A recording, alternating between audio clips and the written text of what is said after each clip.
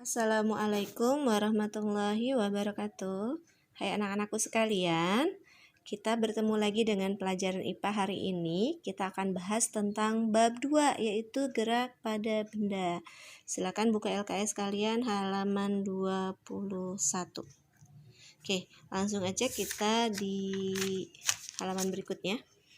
Di sini Ibu akan menjelaskan yang pertama akan kita bahas yaitu tentang kedudukan, jarak, dan perpindahan. Kedudukan ini cuma diartikan sebagai letak posisi suatu benda pada waktu tertentu.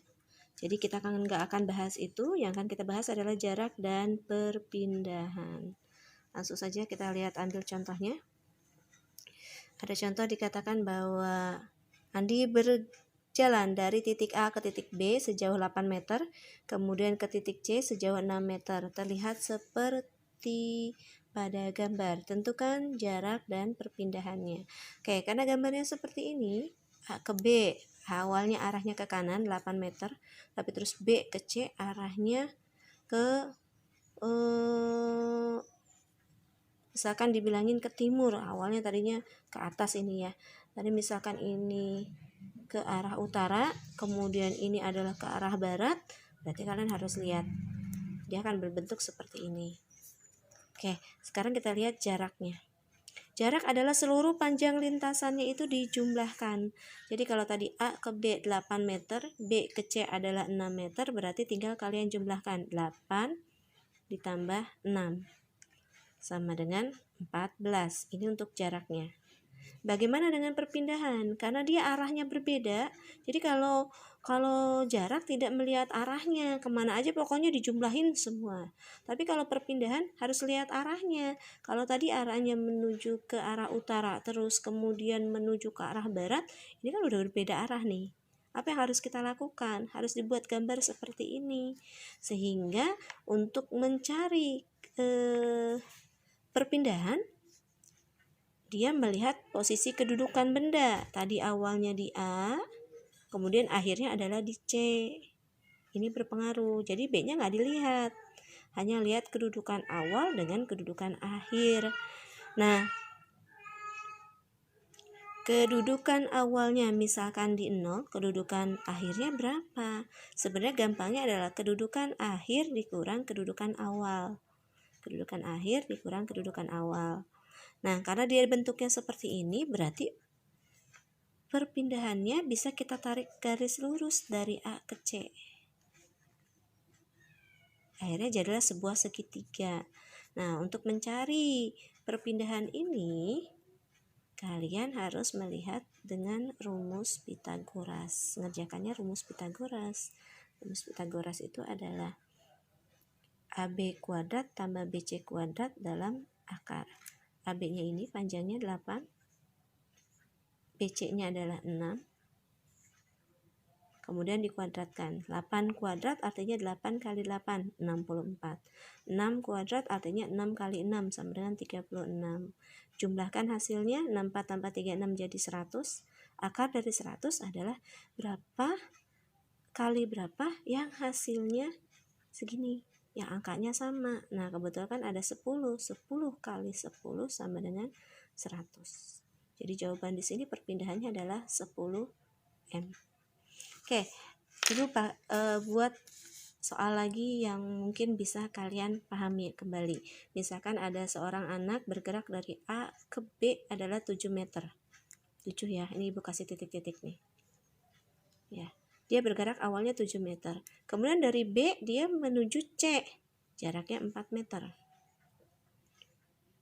Ya, awalnya dia menuju ke arah utara, kemudian ke arah selatan, atau tadinya ke kanan, kemudian ke kiri. Ya, ini yang paling gampang, ke kanan, lalu dia menuju lagi ke arah kiri, ke arah jalan pulang rumahnya. Gitu. Maka dari itu yang kita lihat nanti kalau untuk jarak ya, tinggal 7 ditambah 4. Karena jarak semua panjang lintasannya dijumlahin. Jadi 7 tambah 4 adalah 11 meter misalkan. Nah, bagaimana dengan perpindahannya? Perpindahan dilihat kedudukan awal dengan kedudukan akhir. Karena kedudukan akhirnya mendekati dengan kedudukan awal, lihat posisinya ada di 3, C itu. Berarti kamu tinggal C dikurang A.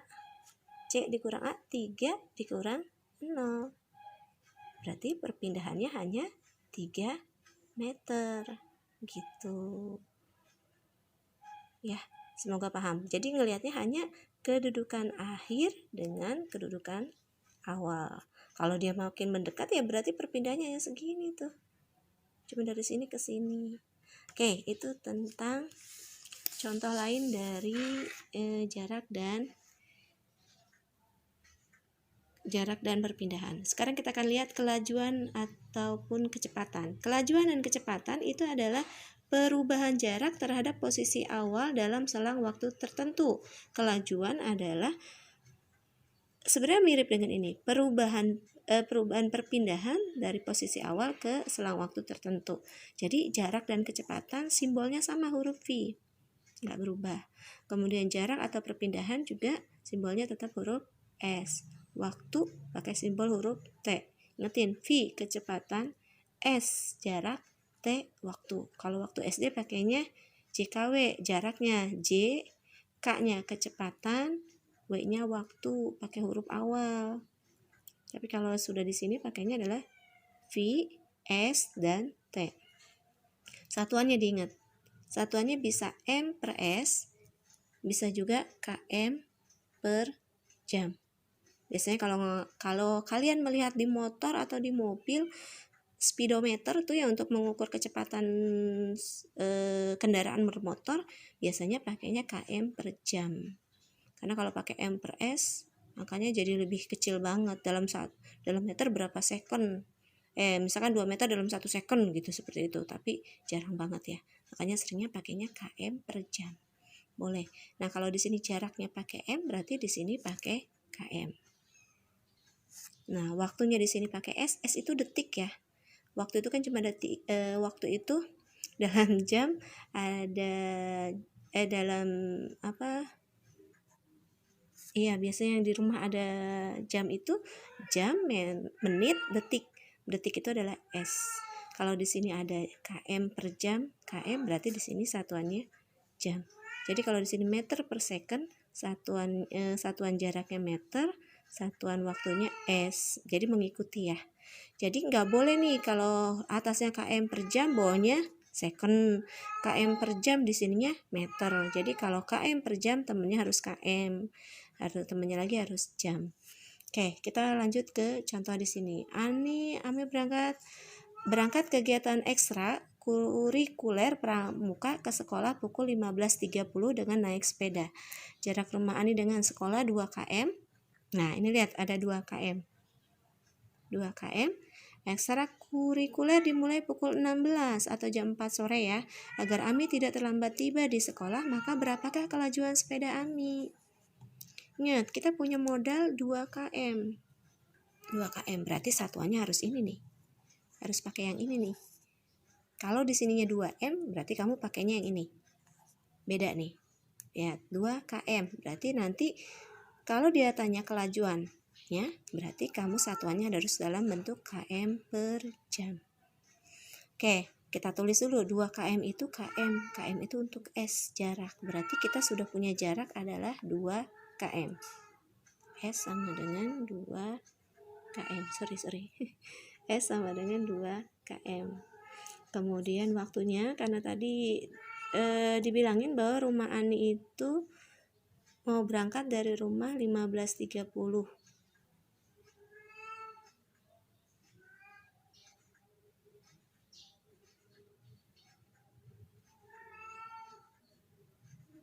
Nah, sampai di sekolah pukul 16. Dia mau berangkat dari rumah 15.30. Dia mau di sekolah sampai pukul 16 atau berangkat setengah 4, maunya sampai di sekolah jam 4. Setengah 4 sampai di sekolah jam 4. Berarti dia butuh waktu setengah jam atau 30 menit. Menitnya diubah menjadi bentuk jam. Setengah jam. Nah, sudah bentuk sama nih km dan jam. Tinggal kalian masukkan dalam rumus. Rumusnya adalah kecepatan jarak dibagi waktu. Berarti jaraknya 2 km, waktunya setengah jam. 2 dibagi setengah. Bu, itu cara mencarinya gimana 2 dibagi setengah? Atau bisa kalian ubah menjadi 2 setengah aja dalam bentuk setengah, 1/2. Nah, ini kalau dibalik jadi 2, tadinya bagi jadi kali. Ikutin ya, bagi bisa berubah jadi kali. Lihat, bagi berubah jadi kali. Tadinya 1/2, kalau berubah jadi kali jadi 2/1. Dibalik bedanya. Ini awalnya 2/0,5, 0,5 desimal. Kalau kalian bingung membaginya dalam bentuk desimal, kalian ubah setengahnya ini dalam bentuk 1/2. Nah, 2 dibagi 1/2. Bagi nggak bisa dibagi setengah, bingung. Akhirnya ubahlah bagi ini menjadi kali. Tapi kalau berubah konsekuensinya yang tadinya 1/2 diubah menjadi 2/1 dibalik. Maka dari itu 2 kali 2 dibagi 1 hasilnya adalah 4. Tuh. Ya. Oke, sekarang Ibu mau sedikit menjelaskan bahwa yang namanya kecepatan atau kelajuan, rumusnya kan tadi seperti ini ya di buku ya. V sama dengan S dibagi T. Ini kalian harus membuat bentuk segitiga. Ini disalin nanti di buku kalian. S, V, T. Buat seperti ini. Kenapa S-nya di atas? Karena posisinya S dibagi T. Berarti harus S dibagi T. Yang posisinya di atas harus tetap di atas. V-nya tinggal mengikuti V dan T berarti ada di bawah. Sejajar. Ingat kalau sejajar dikali, kalau atas bawah dibagi. Contoh, kalau Ibu nyuruh kalian mencari jarak, adanya V dengan T. Berarti ada V dengan T. S yang dicari, S jarak. Jaraknya kalian tutupi. Berarti rumus mencari jarak kalau ada kecepatan dan waktu, S sama dengan V kali T. Karena sejajar. Sejajar berarti dikali. Bagaimana kalau disuruh mencari T waktunya? T-nya kamu tutupi. Adanya S dengan V. Berarti karena atas bawah berarti dibagi. Pada dari itu T sama dengan S dibagi V. Oke, itu untuk kecepatan. Kelajuan rata-rata tinggal dijumlahkan ya. Tadi berapa meter dia tempuhnya, waktunya berapa, jadi semua panjang lintasannya kalian jumlahkan dibagi banyaknya waktunya.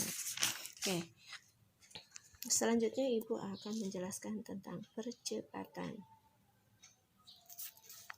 Kecepatan adalah perubahan kecepatan dalam selang waktu tertentu. Bedanya kecepatan dan percepatan, K dengan P, bedanya adalah di belakangnya ini, di satuannya.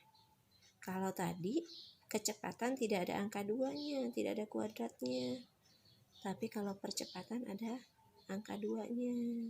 Jadi kalian nanti perhatikan nih, kalau ada tulisan 6m/s, kecepatan 6/s kuadrat, berarti percepatan. Ada kecepatan, ada percepatan. Tuh lihat bedanya. Kecepatan m/s aja, kalau percepatan ada angka 2-nya. Ya, rumusnya adalah A sama dengan V/T. Percepatan sama dengan kecepatan dibagi waktu. Ini apa sih maksudnya? Jadi kalau di jalan nih kita naik sepeda atau Ibu naik motor. Awalnya Ibu lagi nyantai. Jalan nyantai, nggak tahu pas lihat jam, waduh, udah mau masuk nih. Ibu telat nih kalau jalannya segini terus. Akhirnya Ibu bergerak dengan agak cepat, motornya digas dengan berapa? Tadinya misalkan kecepatan awalnya Ibu cuma 20 m/s, tapi gara-gara waktunya udah mepet, Ibu harus masuk, Ibu berubah menjadi misalkan 50 m/s. Ngebut kan tuh? Nah, itu kan namanya perubahan kecepatan. Tadinya awalnya cuma 20 berubah menjadi 50. Nah, itu disebutnya adalah percepatan. Sama rumus percepatan pun bisa kalian buat segitiganya. A tadi percepatan, V kecepatan, T waktu. Kalian buat rumus segitiganya. Karena ini di atas, V di atas, jadi taruh di atas. A dan T-nya tinggal mengikuti. Sama ya, kalau disuruh mencari kecepatan, ada A dengan T, berarti A kali T. Mencari percepatan, A-nya tutupin, V per T. Mencari T, mencari waktu adalah V dibagi A. Jadi kalian nanti kalau dicarinya bukan percepatan, ada percepatannya dalam waktunya sekian, berarti yang dicari berapakah kecepatannya, rumusnya jadi seperti ini. Tapi kalau memang ada kecepatannya, ada waktunya, disuruh mencari percepatan, rumusnya menjadi seperti ini. A sama dengan V dibagi T. Ini kalian salin dulu, nanti kalau kurang paham boleh bertanya lewat WA kepada ibu. Sampai sini anak-anakku sekalian. Semoga ini bisa menambah pengetahuan kalian tentang IPA. Satu lagi ya, sedikit tentang perbedaan GLB, gerak lurus beraturan. Maksudnya apa sih, Bu? Oh ya, gerak lurus beraturan itu jadi kita konstan terus mengendarai sepeda atau jalannya atau naik motor, naik mobil segitu terus nggak berubah-berubah. Misalkan tadi Ibu jalan santai hanya 20 meter per second. Ya udah segitu terus dari awal sampai akhir, itu namanya GLB, gerak lurus beraturan. Kalau bisa di print per setiap waktu Ibu jalannya segitu terus, misalkan di setel nih, ada alat penyetelnya, kemudian diketik, di print dengan namanya pita taker timer, misalkan per 2 menit atau per 10 menit deh, diatur per 10 menit. Artinya baru setiap 10 menit akan ada ketukan seperti ini yang terprint, menandakan bahwa dia adalah melakukan gerak lurus beraturan. Hasil pita taker timernya, titik-titiknya jaraknya sama semua, berarti ini ada gerak GLB karena dia konstan tadi 20 meter per second. Jadi setiap 20 meter jatuh 1 second, 20 meter 1 second, misalkan seperti itu.